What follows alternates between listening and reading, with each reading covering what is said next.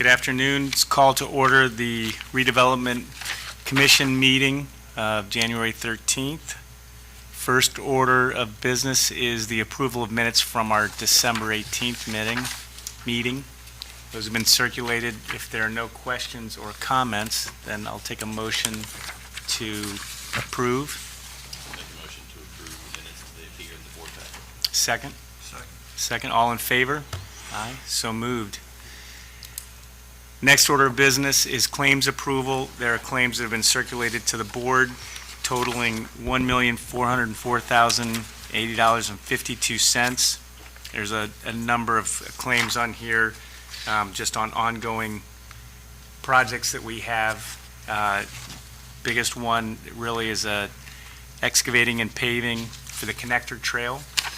Yeah, so you'll notice a number of the claims also are payments for bond payments for the first half of 2026. So there's a number of those, as well as pay application 4 and pay application 5 for the connector trail.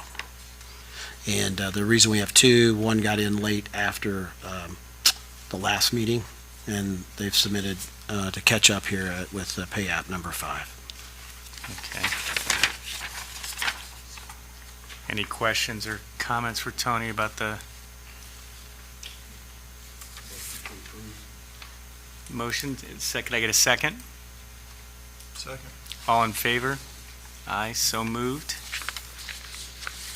So Reedy, I don't know if there's any update on the financial next order of business, is financial report? Yeah, you'll notice that Reedy has made some adjustments to the financial report, including the pledge to the school corporation for the Early Learning Center.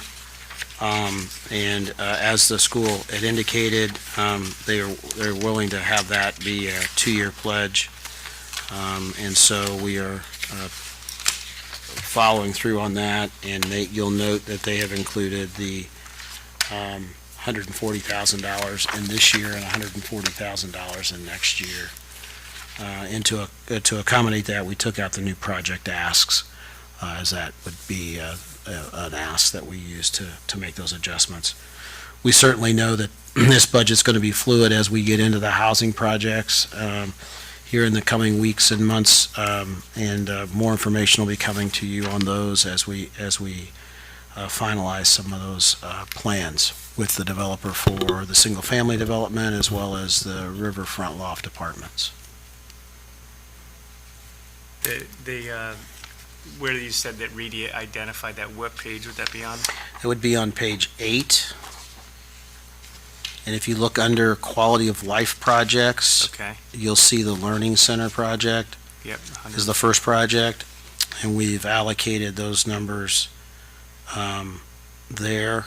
And we took out project fund contingency in 2026 to make up for that $140,000, and we took out and moved some money there to deal with that.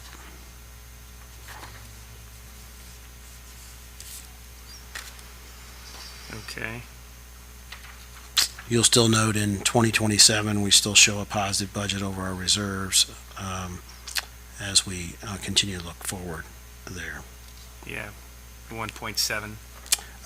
We have 1.7 at the end of this year and 272,000 roughly at the end of 2027. And again, most of the money is sitting in the single family and housing areas that are yet to be fully defined. So, only question I have, thanks for answering that and giving us that information. How do we reconcile the cash balances with the disbursements that we're making? And is maybe because it goes into 25, some of that was in 25, but is there a way to be able to easily process through as we're looking at these? And I don't know if it's a timing issue. So if you look at as of 12/22/25, because the clerk's office has not closed out the 2025 year yet, you will see some of those disbursements are there, and then some of those disbursements would be in the 2026 category. Well, I'm looking Yes. at this page on Oh, the first page. I'm sorry. We got, I don't know if that's where to look at it, or, The cash balance yeah, here? the summary financials in 26, beginning I know it's capital outlays, but, Yeah, he was basically showing that the capital outlay is being consistent in each month as a projection. You'll notice some of those expenses have been paid off in the debt payments. Many of those were processed this month because they're due in February. oh, okay, so it's just a timing issue? It's a timing issue on how those are getting paid. So we approved them in January for payment. Those payments are due.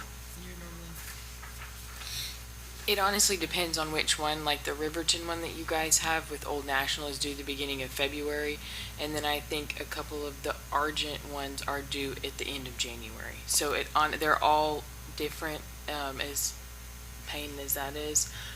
So yeah, it'll just depend on how they fall. And I know, speaking with Cole, once the clerk's office closes out 2025, I think he's gonna do a comprehensive look so that you guys can see the year as a whole. We just couldn't do that for this meeting because they had only closed out, I think, to December 22nd. So hopefully at February, he'll be able to give you guys a 2025 comprehensive look. And so that should kind of help clear things up, because right now we're kind of 1 foot in last year and 1 foot in this year. Okay. Yeah, one of the things that may help, and I'm open if anybody else has suggestions, just looking at the expenditures that we're approving, where does that flow into the financials? Is it clear? Okay. And right, it may be, and that's just me to follow. I don't know if you guys have a different opinion or would like something different. But as we're approving the, Typically, those will fall into that. There'll be an actual 2026 against the projected, and that's where that flows. But the On problem, here? yeah, on that. okay, on But page but I 9. understand it's a cumulatively, not a direct. So Yeah, on here, it's just confusing when Yes. we're looking at it. But yes, I know it's a timing issue. So yes. So we can work and continue to work with Reedy to modify this to help everyone have the information they need. That's just from my opinion. I mean, if somebody else has it, No, I mean, there certainly is a little bit of confusion. If you look at the cash flow summary, even, with just like the ending cash balance for January, or even going back to the beginning cash balance for the year, we're showing 7.8 million. But then if you flip over to page 8, you can't reconcile that to 7.8 million. So we're showing 7.6 as far as projected 2025, so 200,000. The difference is 200,000. Okay. just something, yeah. We will clarify. work with them, and as we do a 2025 recap at the next meeting, I'll try to clarify that. Perfect. The more projects we do, the harder it is to tie everything in a timing fashion. Certainly understand the need to do that, and we'll try to get better. Any other questions? No, perfect. I'll turn it over to you, Tony, for the old or new business. Yeah, just a couple old business updates, I guess, more than anything. We did, as a part of the RFP process for the Riverton Loft projects, we did complete the geotech on the site and are expecting the results back here in the next couple weeks. We'll provide those to the finalists for the proposals that we did receive. We received 4 development proposals for the riverfront loft properties, and we'll be meeting with those folks to discuss their proposals. 22nd, I'd say, the 22nd of January. The mayor has asked Joe Craig to represent the Redevelopment Commission, Lucy DiTillo to represent City Council, and then myself and him to meet with the developers in the first round to review the proposals and ask some questions and get some clarification. So we'll be doing that on the 22nd and moving the process forward. There is a new business of amendment for professional services agreement with Jacoby Toombs and Lands for the connector trail. There's, as we know, that project was under budget on the original bid. We also have been, we were able to eliminate the geo grid system from along the trail, which gave us some additional dollars. With that, we are going to be doing some add services and looking at paving the trail from 2nd Street to Vaughn and Vernon, as well as making some improvements to the parking at Vaughn and Vernon and a new trailhead there, working with the Conservancy and trying to solve that. So with that, the professional service agreement for you is for design services and some additional inspection services for Jacoby Tombs and Lands. And I think you have that. If there's any questions, we can discuss that.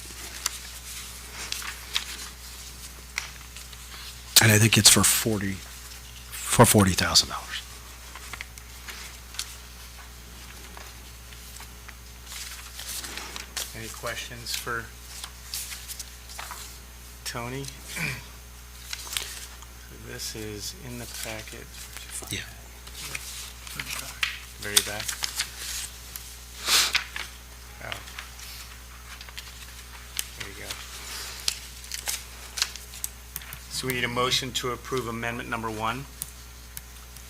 I'll make that motion. All in favor? Aye. So moved. Thank you. If you haven't been down in the Heritage Trail area, I would encourage you, if you get another great day like we had last week, where it was 65 degrees and we could enjoy outside, the gravel is down and compacted, and they've been pouring concrete, the last 2 weeks, which is sort of unheard of in January. So we're making some great progress there, and they'll be in a good position. We are also working with the railroad, the Madison Port Authority, to make some additional repairs to the historic viaduct bridge piece there as well. So we'll be working on that with them as we move forward, so that will get repaired and some of those rocks replaced to rebuild it back to its historic original look. So we're excited to be able to do that. The only other update I'll give you on projects is we expect bids back on January 20th for the Welch Park project. We have a number of interested bidders. Hopefully they follow through and submit bids. There's been several questions, and JTL's been issuing addendums. We've issued three addendums. One was an addendum from questions at the meeting, and the other two have been sort of roundup questions here for the last 6 weeks during the bid process. We did delay it till mid to late January because the holiday season and the contractors wanted more time, and we thought that was prudent to do. So it shouldn't change the construction schedule from being starting early spring to early fall. So we're excited about that, and more information will be coming to you at the next meeting on those. If nothing else, I don't really have any other updates, unless I'm happy to answer questions. Can we circle back to the school money? Yes. With the changes that we made to the plan, does that require an amendment? It doesn't require an amendment to the plan. It just requires you to approve the financials. You made the motion and approved it at the last meeting and was included in the plan. And we're going to make those payments from a cash flow perspective the second half of the year in 26 and 27. Try to keep some things separate there, as with the bond payments seem to all hit in January. As soon as you get the money in, it goes out. So. But I will say, and we'll talk more about this later in the year, the projections look really solid for 27. When we started our investments in our community, the revenue stream for the TIF district was about $1.5 million, and if you take out debt service in 2027, the revenue stream's about $1.5 million. So basically, in 5 years, we will have made a huge investment and got a lot of return on our investment. So there would continue to be about the same amount of money as when we started the quality of life, quality of place, and infrastructure and housing projects. So if the plan plays out the way we think, we should be in the same spot that we were about 5 years ago in terms of revenue coming in from TIFs. That's great. Plus all the great investment and leverage. Excellent. Any other questions or comments for Tony? Nope. Any public comment? No? Then, next meeting is February the 10th. I will take a motion to adjourn the meeting. So moved. Second, and all in favor? Aye. Thank you.